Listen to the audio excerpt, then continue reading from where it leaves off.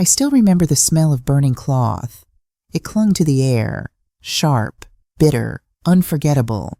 Sometimes even now at 68, that smell finds its way back to me, and when it does, I'm returned to the day my father burned my clothes in front of the whole street, like I was the shame he needed to set on fire. My name is Margaret, and on Oma True Stories, I want to share the moment that changed the direction of my life forever. I grew up in a neighborhood where everyone knew everything about everyone, except the most important part of me. From the outside, I was the quiet boy who never fought back, who spoke softly, who walked differently, who preferred stories over sports. My father hated all of that. Every bit of softness in me felt like an insult to him. He was a tall man with a voice that could fill a house and break a soul. My mother, gentle and careful, tried to protect me, but even she couldn't shield me from the man who believed discipline could fix identity. When I was 12, I stole my sister's scarf, not to wear outside, not to show off, but to see myself for the first time. I remember standing in front of the mirror, letting that soft fabric brush against my cheek. For a moment, I felt like the person trapped inside me was breathing. But my brother saw me. He yelled for my father. I can still hear the sound of his footsteps storming down the hallway, the way the floorboards shook, the way my heart shook even harder. "What are you wearing?" he roared. I froze. The scarf slipped from my hands. "It's just a scarf," I whispered. "A boy doesn't wear that." He snatched it and threw it across the room. "Do you want the whole world to laugh at me? At us?" I wanted to tell him the truth. I wanted to say, "I'm not a boy." But the words died before they reached my mouth.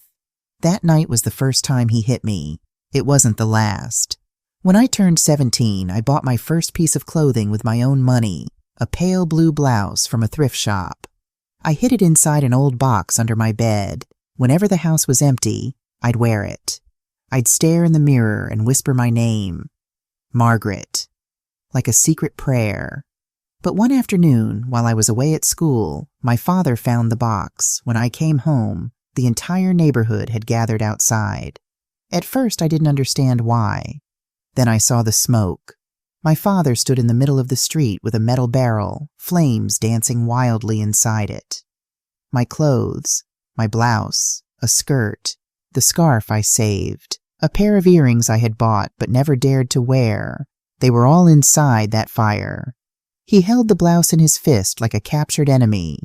"This is what my son has been hiding," he shouted. Women gasped. Men shook their heads. Children laughed. I remember my legs trembling as I walked closer. Please stop," I whispered. My father looked at me with disgust. "You think you can embarrass me? You think you can turn into that?" He threw the blouse into the fire. The flames swallowed it instantly. I felt something inside me collapse, something soft, something innocent. My mother cried quietly on the side, afraid to speak. My brother stood proudly next to my father. I stood alone. Then my father stepped toward me. "If you ever bring this sickness into my house again, I swear I will burn more than your clothes." His words hit harder than any slap people watched. No one defended me. No one stopped him. That night I cried into my pillow, trying to silence the sound so no one would hear I wasn't crying for the clothes. I was crying for the girl inside me who had been punished for simply wanting to exist. Racism didn't make life any easier. Being mixed race already made me a target. Kids in school called me half, brownie, mud. Adults spoke slower to me, as if kindness was too costly. Teachers expected less. Police watched me more. And on top of all that, I carried my secret identity like a stone in my chest. Everywhere I turned, I felt wrong skin, wrong body, wrong name, wrong life. But somehow, I didn't break. When I turned 20, I left home. I didn't tell anyone. I packed a small bag, walked out before sunrise, and never looked back. I remember standing at the bus station with tears drying on my cheeks, telling myself, if the world won't let me be who I am here, then I'll build a world somewhere else.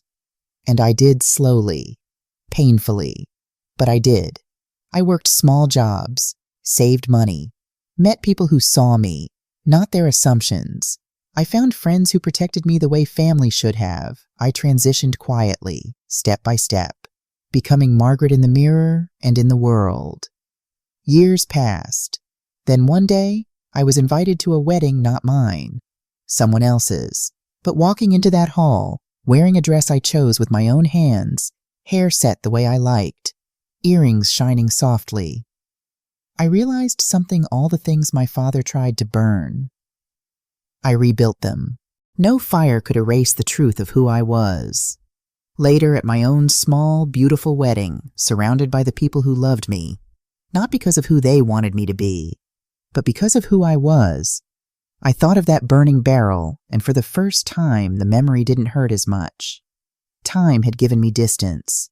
Distance had given me perspective. Perspective had given me forgiveness, not for him, but for myself. Forgiveness for ever believing I was the shame. Now at this age, when I look back, I don't feel anger anymore. I feel gratitude for the journey, for the resilience I didn't know I had, for the life I built from ashes. If you're listening to this, maybe you felt burned too. Maybe someone tried to destroy your truth, but let me tell you, fire can't kill what you're meant to become, and I'm living proof of that.